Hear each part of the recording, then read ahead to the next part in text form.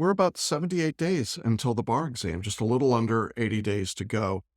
It's a good period of time when we're talking about bar review. Bar review hours are like dog years, I think. It's practically a lifetime until the actual exam coming up. So if you're watching this video at about the 80-day point, you've still got plenty of time. Many of you might be just graduated from law school at this stage of the process, and if so, congratulations. That's wonderful for you. And then you're going to switch around and start studying for the bar. And for the rest of you, well, you should be studying right now. Now, if you're in one of the big box bar review courses, you probably haven't even started your studies yet. But I can tell you that for many people, this is the optimum time to actually begin their studies. And so in today's message, what I wanted to do was to focus on some things that you might think initially are peripheral to your study, but actually enhance the quality and the value of your studies. Now, why do I talk about those particular items rather than telling you how to study a particular subject or piece of material? And the answer is actually pretty simple. As results come in across the country, as I'm recording right now, the trend is very clearly towards lower pass rates across every jurisdiction, virtually every demographic group. We've been very fortunate at Celebration Bar Review that our numbers have held steady and actually gone up in many situations. We're really helping a lot of people, particularly repeat bar takers, pass their exams. And one of the things I find in common with the people who pass, particularly those who are repeating, is not that they study harder or that they suddenly get smarter or they study longer hours. In fact, it's almost counterintuitive. What really seems to make the biggest difference is changing their perspective on what's going on and how they prepare and how they approach the exam itself. So what I wanted to talk about today were some things that you can do to get ready for the test that are not so much built around substantive studying, but really more about the broader connections in the world. I hope you'll take this and put it into perspective and into the overall conversation that you're having about the bar exam itself. When I have talked with students who are successful versus the students who are not successful, I realize that these two groups have some things as a group of people that are in common. The successful people do some things that the unsuccessful people generally don't want to do. And I want to give you 3 items that I think successful bar takers are doing that you might not necessarily expect, but I see it over and over again. So let's jump into them. The first of the 3 is that I really want you to have a daily exercise regimen. And you're probably saying to yourself, wait a minute, exercise? It's the guy that's talking about the bar review. What's up with that? We're not talking about lifting bars, we're talking about lifting scores. But here's the connection.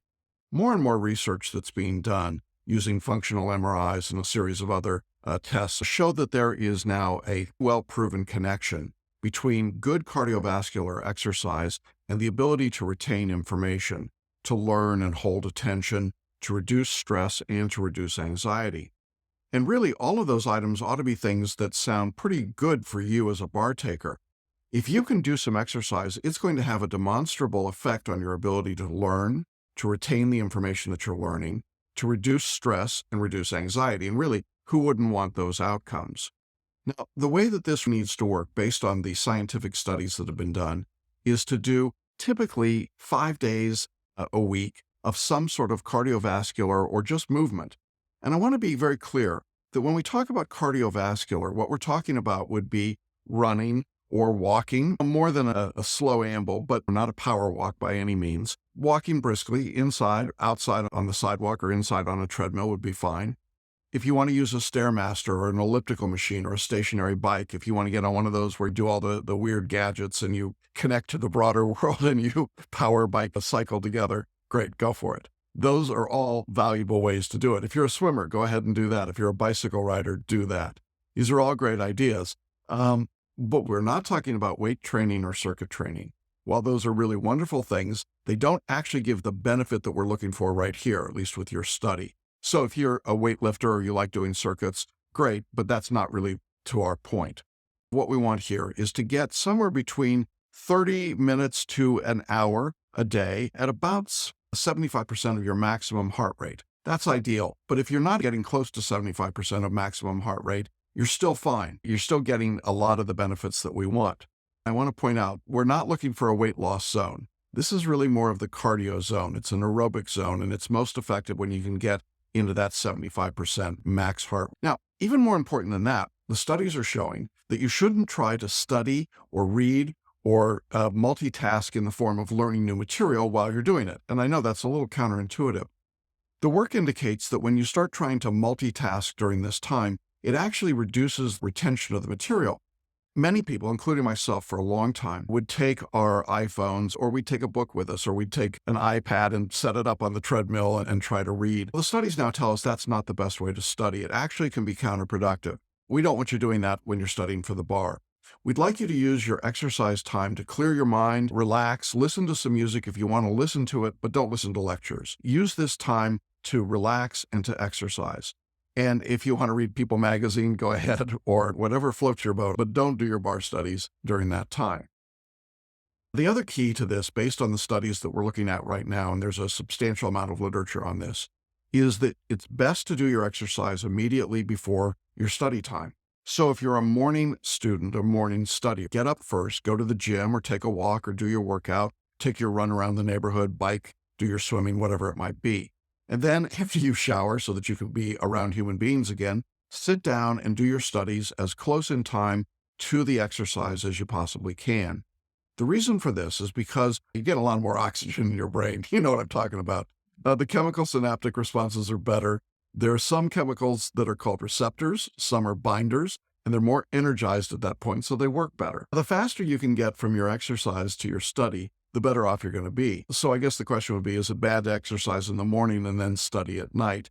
And the answer to that is no, but you won't see the benefit quite as dramatically as if you do your exercise and then do your studies right away. Do you need to exercise first thing in the morning? No, the answer is you don't have to. If you're an afternoon or an evening exerciser, that's fine. But again, try to do your studies as close in time after the exercise. And finally, how often should you do this? Most studies say 5 to 6 day a week habit is really optimum, but do what you can. If you're interested in finding out more about this connection between mind-body, there's two resources I want to suggest to you. The first is a book titled Spark by Dr. John Ratey from Harvard. It's well written. You can pick the chapters that you want based on the particular concerns that you have. He does a lot of work with learning and anxiety and the relationship to exercise. And you can find out what happens medically, chemically, physically. And if you can pronounce some of those chemical names, you're much better off than I am. In any event, it's really a good resource. Another resource I want to suggest to you is the book No Sweat by Dr. Michelle Segar. I've talked about this book as well. She actually is more of a proponent of just being active, just getting up and moving. But I think she does a great job of laying out that case and why we can motivate ourselves from this standpoint rather than feeling like we have to or we're pushed into doing it. Those two books together are well combined to give you the benefit and show you why you should do this and why you want to motivate yourself to do it. In addition to this first task of aerobic conditioning, the second thing that I want to suggest to you is what I would call volunteer conditioning. You might be asking, what in the world do you mean by that? Really, it's volunteering. And what I'm saying here is that you need to get perspective. This is particularly true if you've taken the bar and you fail. It is very easy at this point to have no other focus except to feel sorry for yourself, to feel frustrated and angry and confused. And truthfully, you lose perspective pretty quickly. This is also true if you are taking the bar exam for the very first time. You may be so caught up in the graduating from law school, taking the bar, that you have no perspective on what's going on around you. I found that the students who are successful have some focus other than the bar exam. They have a sense of the larger world around them. Instead of becoming self-consumed, becoming the person, it's all about me, Hollywood movie star, White House politician, the kind of people we're talking about, those people is not what you want to be for the bar exam. You don't want to be focused entirely on yourself. In any event, I would say it's not all about you. And so in order to help, my suggestion is that you spend 5 to 10 hours a week doing some kind of outside yourself activity. If you're in a legal practice, do some pro bono work. If you're not in practice, do something as simple as reading a book to a child or buying groceries or taking someone who's elderly or shut in out for a walk or doing something with them. Visiting people that need some friends and visitors. Doing something that just gives you a broader sense of the world outside you. It is critically important. The more self-absorbed you become, the more self-consumed you become, the less effective your studies are. I see this over and over again. It's become almost axiomatic to me. The more you lose perspective, the less effective your studies will become. People don't get better results by becoming less aware of what's going on around them.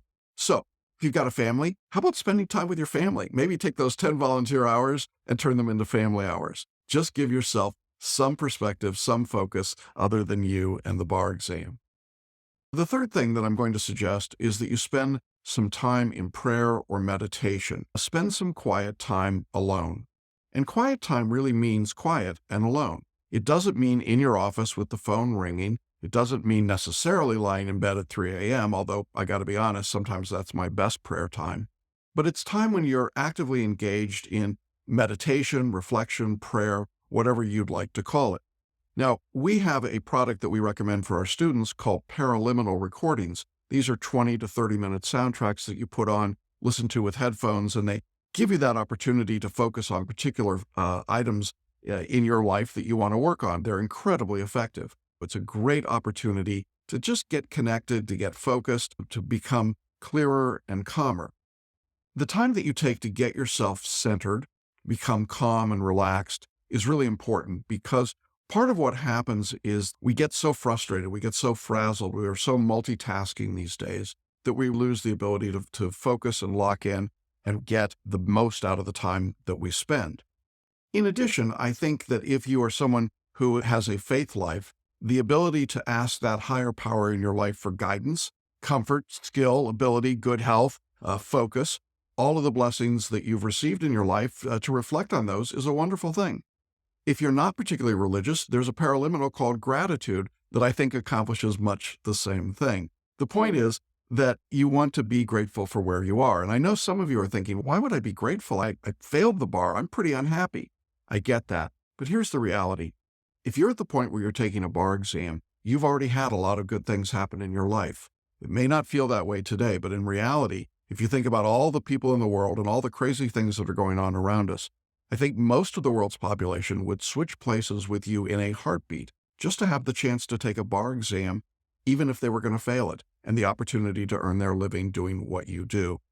So the time that you spend in prayer or meditation or using the paraliminals on a daily basis becomes critically important, and it doesn't take long, 20 to 30 minutes a day. This serves the function of centering and focusing your work. And I really like spending that time right before you study or right after you've exercised. Take a few minutes and just focus, center, pray, start a paraliminal, and then begin your studies. That's an ideal circumstance from my standpoint. So, 3 things that are not substantively related to studying for the bar at all: exercise, volunteer, prayer, and meditation.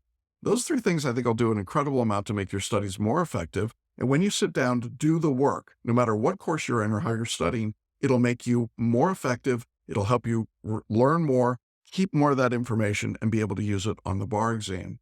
And I've seen that happen over and over again. I know it works. I've seen it work in my own life, and I've seen it work for literally hundreds of other students. And I'm confident it can make a difference for you over the next 78 days or so. So I hope that helps. If you're a student in our course, keep moving along. We're glad to have you doing this, and check out the paraliminals. If you're not in our course and you'd like to know more about this approach, check out the page or the links below, and we'll tell you more about what we're doing at Celebration Bar Review to help people like you make the next bar exam their last bar exam. Thanks so much, and we'll see you again next week.